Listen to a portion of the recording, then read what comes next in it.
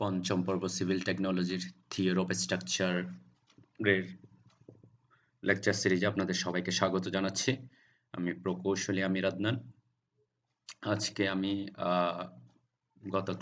গত লেকচারের ধারাবাহিকতায় ডিফ্লেকশন অফ বিমের চতুর্থ চ্যাপ্টারের আজকে যে লেকচার 3 নাম্বার লেকচার, আমরা এই লেকচারে আলোচনা করব ক্যান্টিলিভার বিমের স্লোপ এবং ডিফ্লেকশন আমরা কিভাবে ক্যালকুলেশন করব সেই সেই সেই বিষয়ে আমরা গত লেকচারে আর ধারাবাহিকতায় আজকে যেই বিমটা নিয়ে আলোচনা করব সেটা হচ্ছে একটা ক্যান্টিলিভার বিম। আর ক্যান্টিলিভার বিমের আর সমস্ত বিম জুড়েই কি আছে, আমাদের একটা সমভাবে বিস্তৃত লোড আছে যেটা হচ্ছে 100 কেজি পার মিটারে। আমরা যদি দেখি আমাদের আজকের প্রবলেম যেটা, সেটা কি দেওয়া আছে। প্রথমে লেখা আছে 3 মিটার লম্বা একটা ক্যান্টিলিভার বিমের প্রস্থচ্ছেদ। তার মানে আমাদের এই যে ক্যান্টিলিভার বিমটা দেওয়া আছে সেটা স্পান দৈর্ঘ্য দেওয়া আছে 3 মিটার এবং প্রস্থচ্ছেদ আমরা দেখতে পাচ্ছি এখানে দেওয়া আছে প্রস্থ হচ্ছে 12 সেন্টিমিটার এবং গভীরতা হচ্ছে 20 সেন্টিমিটার। বিমটির প্রতি মিটারে 100 কেজি লোড সমভাবে বিস্তৃত আছে। আমরা এখানে দেখানো হয়েছে যে বিমটার প্রতি মিটার, পুরা বিমটার উপরে প্রতি মিটারে 100 কেজি করে লোড সমভাবে বিস্তৃত আছে এবং মডুলাস অফ ইলাস্টিসিটি এর মান দেয়া আছে এবং বলছে আমাদের বিমটির মুক্ত প্রান্তে স্লোপ এবং সর্বোচ্চ রিফ্লেকশন কত হবে সেটা নির্ণয় করতে। তার মানে আমাদের এখানে মুক্ত প্রান্ত যেটা আছে সেখানে আমাদের স্লোপ কত হবে এবং সর্বোচ্চ ডিফ্লেকশন কত হবে সেটাই আমরা নির্ণয় করব এই প্রবলেমে। তো আমাদেরকে যে ডাটাগুলো দেওয়া আছে আমরা যদি একটু রিভিউ করি, এটা হচ্ছে কি আমাদের সমবিস্তৃত লোডের পরিমাণ small W 100 KG per metre, L হচ্ছে স্পান দৈর্ঘ্য 3 metre, modulus of elasticity E এর মান দেওয়া আছে আর আমাদের এখানে বি তারপরে ডি এর মানগুলা দেওয়া আছে। আমরা যদি আমাদের প্রবলেম সলভিং এ যাই তাহলে আমাকে বলা হয়েছে কি মুক্ত প্রান্তে স্লোপ। তাহলে আমরা এখানে আমাদের ক্যান্টিলিভার বিমের দুইটা পয়েন্ট, সাপোর্ট পয়েন্টটাকে এ পয়েন্ট হিসেবে ডিফাইন করলাম, মুক্ত প্রান্তকে বি পয়েন্ট হিসেবে ডিফাইন করলাম। তো প্রথম আমরা জানি যে প্রথমে আমাদের যে কাজটা করতে হবে অবশ্যই বিমটার লোডের জন্য যে ব্যান্ডিং মোমেন্ট ডায়াগ্রাম হবে সেই ব্যান্ডিং মোমেন্ট ডায়াগ্রামটা আমাদেরকে অঙ্কন করতে হবে। তাহলে আমরা ব্যান্ডিং মোমেন্ট ডায়াগ্রাম যদি অঙ্কন করি, অবশ্যই ক্যান্টিলিভার বিমের মুক্ত প্রান্তে ব্যান্ডিং মোমেন্টের মান 0 হবে এবং সেটা আস্তে আস্তে যেহেতু সমভাবে বিস্তৃত লোড আছে সেই সমভাবে বিস্তৃত লোডের পরিমাণ এখানে যে সাপোর্টে যে ব্যান্ডিং মোমেন্টের সৃষ্টি করবে সেটার মান যদি আমরা বের করি কত হবে, এখানে পুরা বিমটার উপর 100 কেজি লোড আছে প্রতি মিটারে, তাহলে 3 মিটারের উপর আছে, তাহলে টোটাল লোড হচ্ছে 100 ইন্টু 3। তার মানে আমরা বলছি ওমেগা ইন্টু এল, এটা সমান হচ্ছে টোটাল লোড। তাহলে এখানে কি পরিমাণ মোমেন্ট সৃষ্টি করবে, অবশ্যই সমভাবে বিস্তৃত লোডের লব্ধি হয় কোথায়, মাঝখানে। তাহলে আমরা টোটাল লোড পেলাম ওমেগা এল, ওমেগার মান হচ্ছে 100, এল হচ্ছে আমাদের স্পান দৈর্ঘ্য 3। এরপরে বললাম কি আমরা এটার লব্ধি বিন্দু হবে হচ্ছে মধ্যবিন্দুতে। তাহলে লব্ধি বিন্দু মধ্যবিন্দু কিসের মধ্যবিন্দু, অর্ধেকে 3 এর অর্ধেক। সেভাবে আমরা এখানে এই পয়েন্টের ব্যান্ডিং মোমেন্টের মান বের করতে পারি।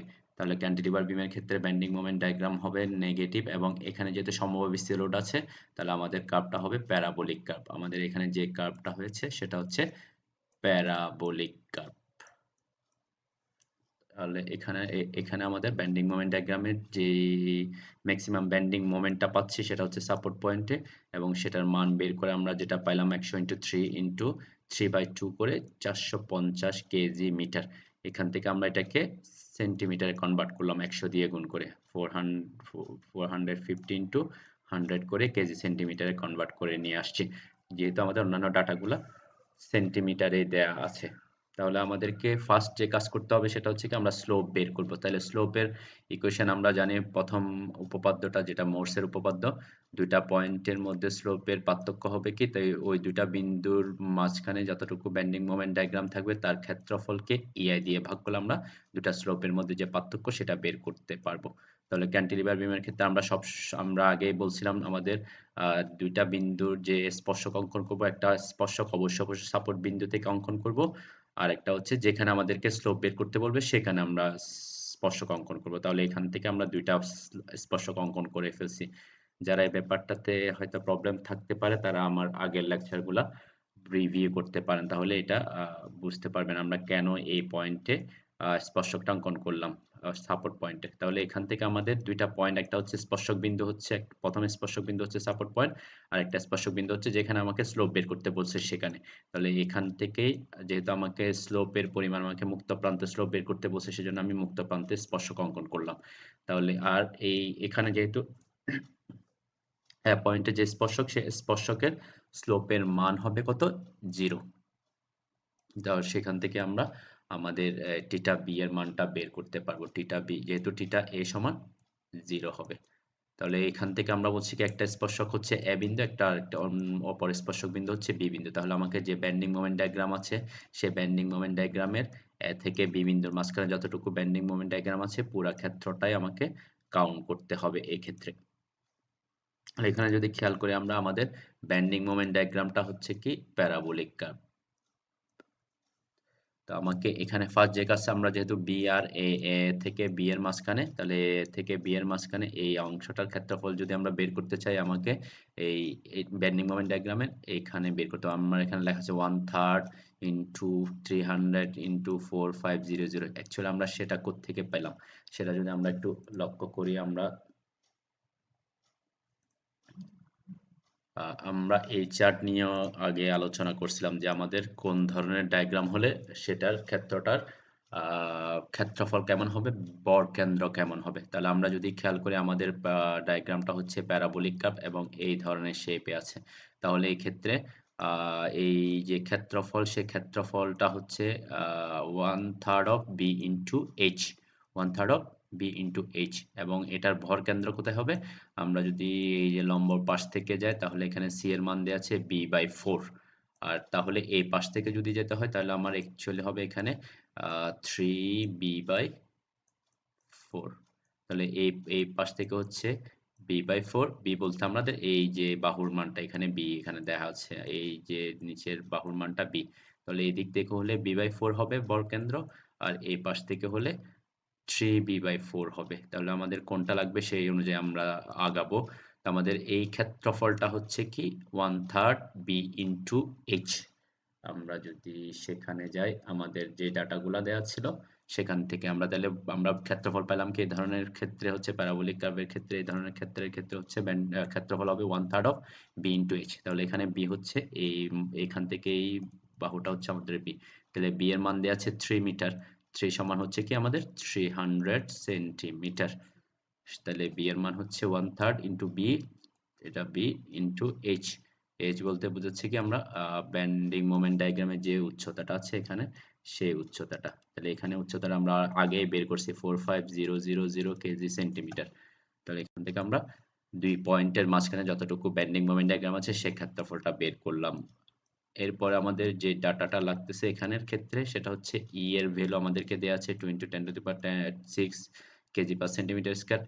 আই হচ্ছে কি মোমেন্ট অফ ইনার্শিয়া। যেহেতু আমাদের ক্ষেত্রটা ছিল হচ্ছে এরকম একটা ক্ষেত্র, যেখানের মান দেওয়া আছে এখানে 12 সেন্টিমিটার, এখানে দেওয়া আছে 20 সেন্টিমিটার। তাহলে আমাদের বরকেন্দ্রের সাপেক্ষে মোমেন্ট অফ ইনার্শিয়া এই আইটা বের করছি আমরা এখানে bd³/12। বি এর মান হচ্ছে 12 আর ডি এর মান হচ্ছে 20³/12। তাহলে আমরা এখান থেকে যে মোমেন্ট অফ ইনার্শিয়া পাচ্ছি, যেহেতু আমাদের এই অক্ষের সাথে প্যারালাল, তাহলে এই অক্ষের প্যারালাল বাহুটা হচ্ছে আমাদের বি।